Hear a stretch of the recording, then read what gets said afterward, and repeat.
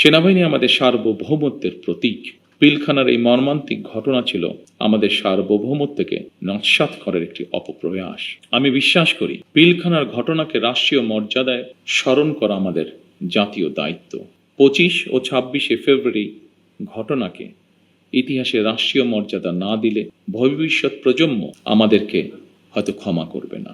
তাই সেনাবাহিনীও আপনাদের সঙ্গে আলোচনা করে 25 এবং 26শে ফেব্রুয়ারি স্মৃতিকে অম্লান করে রাখতে বর্তমান সরকার ইনশাল্লাহ কাজ করবে।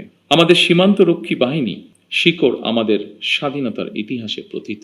1971 সালের যেদিন চট্টগ্রামের কালুরঘাট বেতার কেন্দ্র থেকে শহীদ রাষ্ট্রপতি জিয়াউর রহমান স্বাধীনতার ঘোষণা দিয়েছিলেন, সেদিন সেনাবাহিনীর সাথে তদানীন্তন ইপিআর এর সদস্যবৃন্দ বেতার কেন্দ্রের দায়িত্বে নিয়োজিত এক থেকে গৌরবময় ইতিহাসের সাক্ষী হয়েছেন এবং মহান মুক্তিযুদ্ধের সূচনা লগ্ন থেকে সেনাবাহিনীর সাথে অবিস্মরণীয় অবদান রেখে চলেছেন। পরবর্তীকালে শহীদ রাষ্ট্রপতি জিয়াউর রহমান সীমান্তরক্ষী বাহিনীকে সুসংহত করতে বিশেষ গুরুত্ব আরোপ করে অবকাঠামোগত উন্নয়ন এবং প্রয়োজনীয় সংস্কার কাজ করেন। সেনাবাহিনী থেকে যোগ্য ও মেধাবী অফিসারদের পেশনে প্রেরণের সংখ্যা বৃদ্ধি করা হয়। 1978 সালে এই বাহিনীর ইতিহাসে সবচেয়ে বড় ঘটনা হলো সামরিক কায়দায় নতুন করে পুনর্গঠিত করা। পূর্বের উইং সমূহকে পরিবর্তন করে ব্যাটালিয়নে রূপান্তর করা হয়। দুটি নতুন ব্যাটালিয়ন সংযোজন করে বাহিনীর সংগঠনকেও পরিবর্ধিত করা হয়।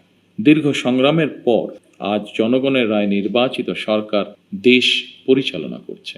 দেশের প্রশ্নে আমরা সীমান্ত বাহিনীকে আরো আধুনিক ও সুসংহত করব ইনশাআল্লাহ। আমাদের সদস্যরা দেশপ্রেম ও পেশাগত উৎসর্গতায় সীমান্তে দায়িত্ব পালন করবে ইনশাআল্লাহ। বাংলাদেশের স্বাধীনতা যুদ্ধে এবং স্বাধীনতা পরবর্তী দেশ গঠনে সেনাবাহিনীর রয়েছে উজ্জ্বল ইতিহাস।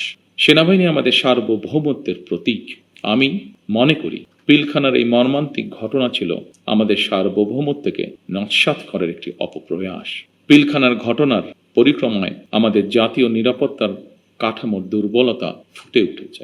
তাই বহির্বিশ্বের সাথে তাল মিলিয়ে জাতীয় নিরাপত্তার কাঠামোকে আরো আধুনিক, সময় উপযোগী এবং শক্তিশালী করা প্রয়োজন অবশ্যই, এবং এ লক্ষ্যেই আমাদের সরকার কাজ করবে ইনশাআল্লাহ। একই সাথে শহীদ পরিবারের সদস্যদের কল্যাণে তাদের সন্তানদের শিক্ষা, চিকিৎসা ও পুনর্বাসনের জন্য দীর্ঘমেয়াদী সুরক্ষা ব্যবস্থা গড়ে তোলার প্রতিশ্রুতি আমরা এরই মধ্যে ব্যক্ত করেছি।